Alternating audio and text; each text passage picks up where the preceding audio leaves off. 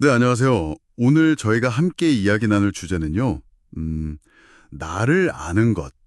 이게 참 오래된 지혜의 핵심인데도 왜 우리는 스스로를 들여다보는 걸 이렇게 어려워할까요? 오늘 자료들을 보니까 그 이유가 우리 안에 어떤 이상적인 나와 현실의 나, 그 사이의 간극 때문이라고 하더라고요. 이 복잡한 내면의 여정 한번 같이 풀어가 보죠. 네, 정말 흥미로운 시작인데요. 많은 분들이 외부 지식 쌓는 데는 참 열심인데, 정작 자기 자신을 아는 건 좀 어려워하시죠. 말씀하신 것처럼 그 이상적인 내 모습과 실제 내 모습, 이 불일치를 딱 마주하는 게 좀 고통스러워서 그런 것 같아요.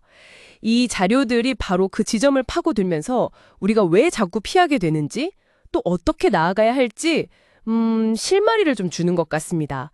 핵심은 결국 수용에 있는 것 같고요. 아, 수용이요? 그러니까 우리가 자신을 딱 마주했을 때 보이는 그 좀 낯선 얼굴, 결핍이라던가 상처 같은 거요. 그런 일그러진 모습 때문에 피하게 된다, 이런 분석이군요. 그러고 보니까 이렇게 회피하는 방식에도 좀 흔한 반응들이 있다고 하던데요. 그렇습니다. 첫 번째로 많이 보이는 게 합리화죠. 그냥 나는 괜찮아, 뭐 이 정도면 됐지, 이렇게 스스로를 좀 속이면서 불편한 진실을 외면하는 거예요. 이게 당장의 고통은 좀 줄여줄지 몰라도 결국은 자기 기만이잖아요. 그래서 현실이랑 더 크게 팡 부딪힐 수밖에 없게 만들죠. 악순환에 빠지기 쉬운 거고요. 아, 합리화. 일종의 자기방어 같은 거군요. 나는 괜찮다, 이렇게요. 그럼 혹시 합리화 말고 다른 방식도 있나요? 그냥 외면하는 게 아니라 반대로 막 너무 애쓰는 쪽으로 나타나기도 할 것 같은데요. 네, 정확해요. 그게 바로 두 번째 반응인데요. 자신의 부족함을 어떻게든 고치려는 과도한 시도입니다. 근데 여기서 진짜 중요한 포인트는 이때 기준으로 삼는 그 이상적인 나 있잖아요. 그게 종종 사회나 다른 사람들이 만들어 놓은 자료 표현을 빌리자면 날조된 잣대일 수 있다는 거예요. 날조된 잣대. 와, 표현이 정말 날카롭네요. 듣고 보니 우리가 얼마나 자주 그런 외부 기준에 나를 맞추려고 애쓰는지 좀 돌아보게 되는데요. 그럼 이런 합리화나 과도한 노력 말고 우리가 가야 할 길은 뭘까요? 네, 바로 그 지점에서 자료는 자기 수용을 거의 유일한 해답처럼 제시합니다. 그런데 여기서 강조하는 게 이 수용이 그냥 다 포기하고 하고 주저앉는 거랑은 완전 다르다는 거예요. 이 부분이 아주 중요합니다. 포기가 아니다. 그럼 어떤 의미의 수용인 건가요? 좀 더 구체적으로 설명해 주실 수 있을까요? 네, 핵심은 이거예요. 있는 그대로의 나를 보기 위해서 내 안에 그 좀 보기 싫고 심리적으로 일그러진 내 모습을 보는 그 고통이 있잖아요. 그걸 피하지 않고 그대로 받아들이는 것. 역설적이죠?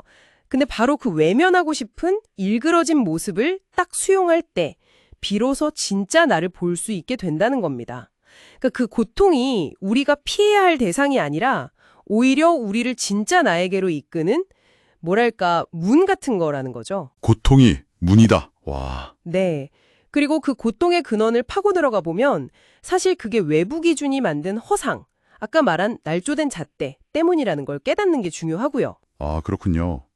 외면하고 싶은 내 모습 안에 오히려 진짜 내가 있다는 역설. 그 고통은 외부 기준에서 온 허상일 수 있다는 거고요.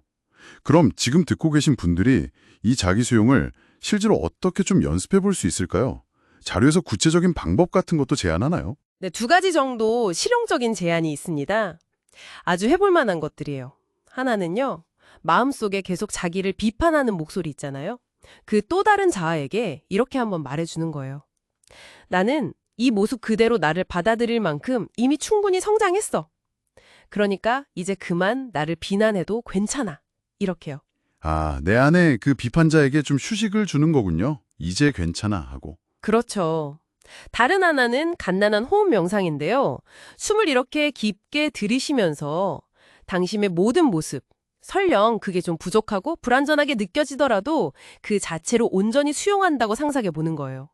그리고 내쉬면서 그런 일그러진 모습이나 외부 잣대가 만든 불안감 같은 것들이 좀 정화되어서 나간다고 상상하는 거죠.